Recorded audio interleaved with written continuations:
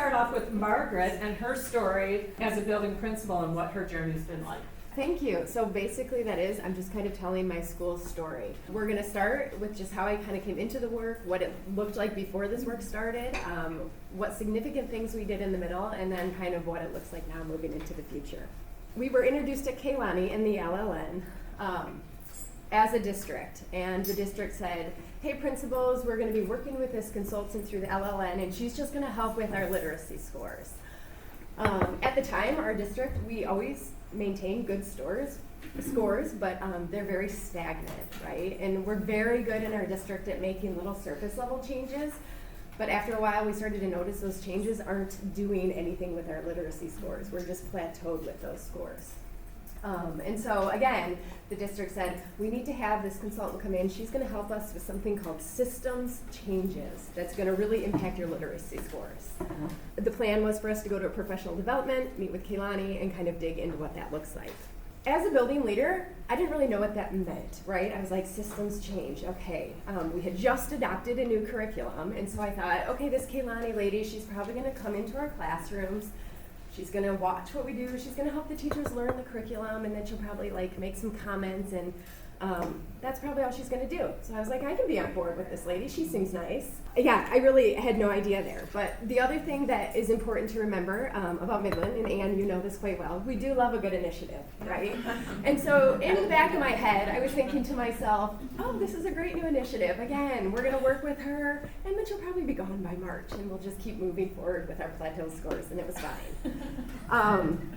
So sorry, Kehlani, if this is the first time you've heard that. It is the first time. What I thought was happening. Okay. But as you guys can probably anticipate, because I'm here presenting with the LLN, that is not actually what happened. What happened is Kehlani brought in systems changes to our district that have significantly changed how we operate on a day-to-day basis.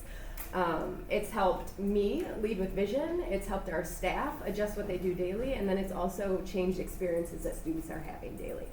So we're going to jump now into the middle. I'm just going to focus on two pieces. I'm going to focus on how we were able to create that distributed leadership within the school, and then how using inquiry cycles really was able to streamline my vision and focus. Kind of going back, like I had said, we had a summer training with the current MyKIP team I had, and then myself, the principals. We met with Kehlani, we started to kind of dive into our school data, and she introduced something called inquiry cycles. So we were like, okay, we can do this. We started working on those and talking about what it means to do systems change. One of the biggest takeaways for me was to change your systems, you had to disrupt the status quo. And that was something that just kind of resonated with me, and at the time I thought, okay, yep, we're all hearing the same information, my MyKIP team understands what we need to do, we're good to go. So like I said, we created our first inquiry cycle, and we got out our calendars, and we scheduled all of our little MyKIP meetings throughout the year so we would make sure to meet on a consistent basis. For that entire first year, we really thought we were doing what was going to make a difference, right? We met, we had conversations, we continued to write these inquiry cycles based on what we felt. Okay, keep in mind that's felt, not data-based. We felt like the staff needed and the kids needed. So we continued to do those throughout the year. And unfortunately, it got to a point where nothing was changing, right? I was still feeling bogged down as a principal. I was like, how do you keep up with this work? It became very much like, here's a task, it's one more thing for me to do. I don't love this, it's not making a difference. We were going through the steps, but it was truly, at that first part, for compliance. As I move into this next section, I want you to think about your own leadership teams and your own MyKIP teams at your building. I want to describe and I want to read from here exactly so I don't mess that part up. I just want you to be thinking, does any of this describe my team? Is this where I'm sitting right now with my team? So this MyKIP team was the original school improvement team before it was even called MyKIP. They're dedicated teachers, hardworking, and they tended to be the more veteran teachers in the school. When we met, we analyzed data like M-STEP and NWEA, and the teachers on the team tended to be the more outspoken people on staff. When we met, again, we like to have conversations, but a lot of them included talking about outside factors that contributed to student achievement or lack thereof. And when we met, we were always kind to each other. Everybody liked each other, everybody was nice, but there wasn't that honest conversation. Therefore, we never really had that true psychological safety.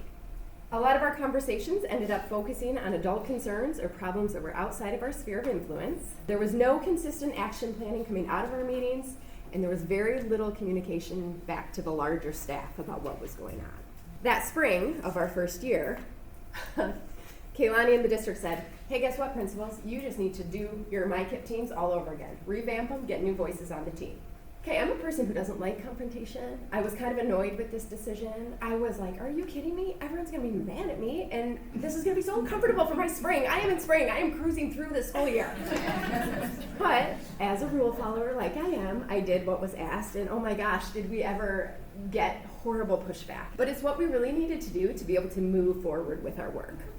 And looking back, again, I think that was a turning point for us in like, hey, this is our school and we're gonna run it and we're gonna do authentic distributed leadership.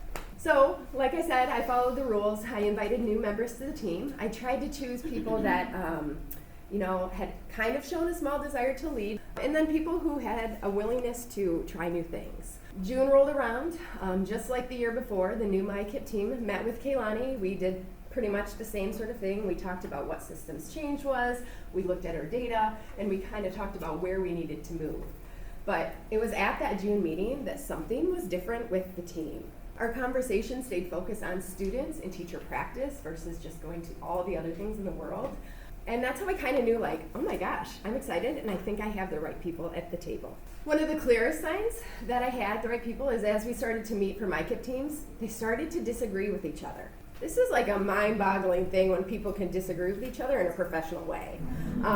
They weren't doing it because they wanted to prove that they were, better than the other one. They were truly doing it to question the practices we were doing and the systems we had, the alignment, the vertical alignment. We'd never had that before, and again, that was me going, okay, this is really what these conversations should sound like. This is distributed leadership. And from there, we were actually able to kind of go through and say, who are we as a team?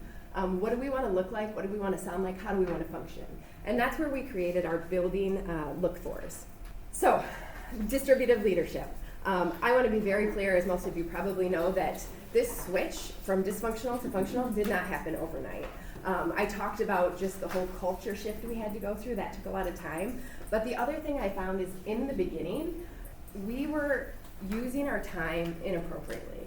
So, as a staff, a lot of my staff has young children. It was easier to meet in the morning before school started. So what would happen at these MyKIP meetings is we would sit there and we would write our PD agendas, or we would start to kind of take data and sort through it. But as soon as we'd get anywhere at a deeper level, bell would ring and then teachers have to scatter and go pick up their kids. And so I knew I had the right people at the table. I knew that we could share in our decision making, right? Our mindset was on. Everybody knew what they needed to do, and our heads were in the right places. But I knew my structure wasn't right. I knew that if we continued this way of just writing PD agendas, we were gonna fall into compliance or dysfunction again. That's when I kind of branched out, in another big distributive leadership piece that I created was I created a leadership team. So this team includes myself, my literacy coach, and my primary years program coach. It's just the three of us, and the goal of this team was really to do the pre-work before MyKIP meetings. So we would get together once a week, and we would be the ones who would take all that raw data that we were collecting, and we would sort it and organize it. So when we went to MyKIP, we could say, hey, here's the big ideas, look at this, and then they could pick up the trends and patterns, and they could start to think of actionable items to move forward. As a leadership team, we would draft the PD agendas based on where we thought and what the inquiry cycles were telling us. We would draft them, and then we would take them to the MyKIP team, and we would say, does this match what we need? Is this appropriate? What are your grade levels saying? And so we would do that pre-work with this leadership team and then bring it back to MyKIP team. And it really helped us function as a MyKIP team, so it wasn't just like spinning wheels all the time. This little leadership team, we saw such benefit from it that we started meeting twice a week. And now you're probably thinking, like, how would you have time to meet twice a week? But because coaches aren't tied to a classroom all the time, we can meet during the day, and we just save that time and we carve it out. And the personality of my literacy coach, she like won't let me skip it, right? In the beginning, I'd be like, oh, I've got a lot to do. She's like, okay, well, this is our time, and so we're gonna meet. And it was great because again, we were able to really shift from just doing those things that we started to get a little visionary. we started to say like, okay, well, if we're doing this at PD, this is what we need to do at grade levels to align it. And we started to do that vertical alignment across grade level meetings, as well as making sure that PD was giving teachers what they needed to be successful. We toyed with a book study in that time just to help our practices. But it's one of those things that I think made a huge impact on me as a principal, and I would never go back to not having them. They really were a great taste, or are a great taste of what distributive leadership means, so it doesn't all fall on me.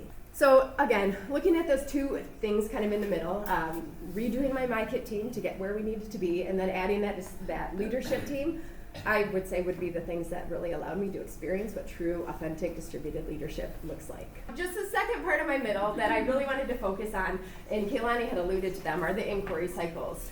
So these are just quick cycles. I know Kaylani has at 8 to 12. I think we've snuck a little in there around 6, so ours looks a little different. But it's really just a shared commitment between the staff and myself, and the staff and staff. They allow us to have specific plans that we're doing, and then we can monitor that. There's strategies in place, and these are always kind of at the heart of our conversation, right? We're always monitoring these, we're always checking, is what we're seeing in the classroom actually matching what's on our inquiry plan, and we're always adjusting.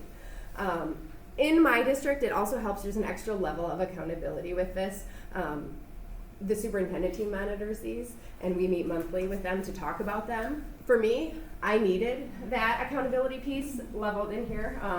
Because when I know I have to report back to my leadership team, I have to report back to my MyKit team, and I have to report back to the superintendent team with Kaylani, you bet I'm going to be in those classrooms doing that stuff. It's just a lot. And that is something that's included in all of our inquiry cycles, is an element of the principal being in the classroom, more than just a presence. Okay, so I'm in collecting data that we need to move forward. I'm in seeing what students are doing so I can have meaningful conversations with teachers at grade level time. Those are all the things that I'm doing. And again, I started out of compliance, like, yep, people are gonna check up on me, I need to do this. But it's been a game changer. Like, I actually like my job. And there was probably 2 years back, and you may know this about me, that I was like, I can't do this principal job, it's too big. But there's joy. Like, it really, truly, I know people always say, like, you need to be a leader, not a manager. But we all know most of us manage most of the time. This shifted that, right? When I could actually have curricular conversations with teachers, when I could go into a room, we have 3 of each grade level, and I could say, wow, I just saw this lesson, and I moved into this room, and it was the same lesson, but with a different teacher spin on it, and then this same lesson. It really is amazing to see all the kids having like a true intentional experience, right? So it's really like cleaned up how our classrooms look and offered more intentionality around what teachers are teaching. This year, we completed 5 inquiry cycles, and again, they've all been fantastic. This one is important to me because this is not the first inquiry cycle we wrote. This is the first, what I would call, effective inquiry cycle. I think when we started, we had this like pie in the sky. We were making them huge, and they were just, again, not reasonable at all. When we could kind of get into the new team and start these new ones, the plan was as simple as K-5 will implement all components of units of study writing workshop for all students, which seems so basic to me, but it's where we were. And that goes back to what Kaylani said. We have to work with where we are. And that was where we are, or where we were.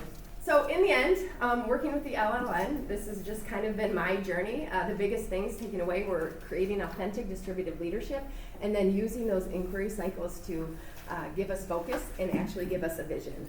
For staff, I think that it's helped them because they're able to now speak that same instructional language. They know the why behind what we're doing, which is really important. It's very clear. And then for me, it also has really helped in the sense of, I don't have to do it all. And again, my personality, I like to do it all. But when you can create that true distributive leadership through this work with the LLN, it changes the job, and it actually makes it a joyful job.